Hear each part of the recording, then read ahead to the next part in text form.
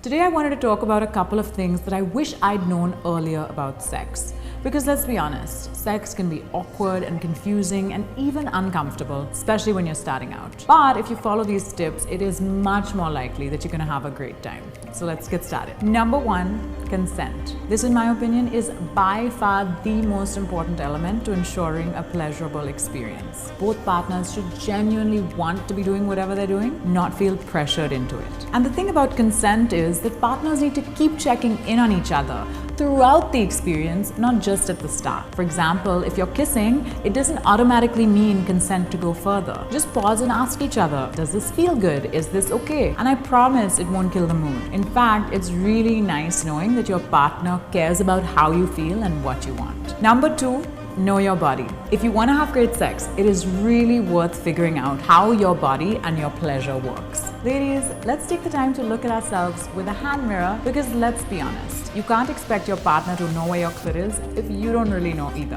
Masturbating and also paying attention to the less obvious parts of your body that give you pleasure can be another huge step in your sexual self-discovery. And let's also unlearn all the shame and guilt we've been conditioned to feel around our body and sexuality. Own your magic. Okay, number three, communication. Once you figure out what works for you, tell your partner and make sure that it's clear that you too would love to hear what works for them. It is much more likely that you're both gonna have an amazing time there. Being open and communicative about what to do more of, where to go next, what's working, what isn't, that's gonna make the whole process so much more fun for both of you. There is no shame in guiding each other. Why wait around and hope that the other person will guess what you want? Just tell them.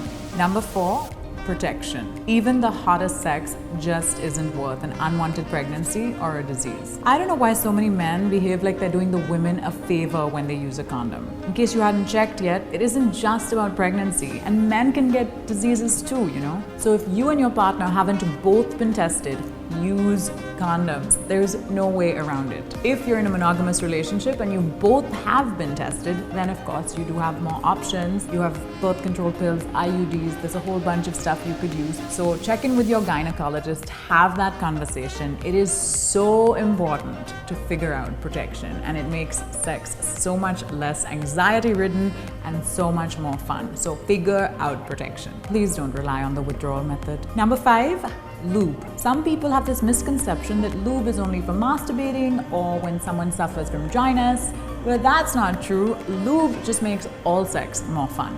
Use lube, trust me.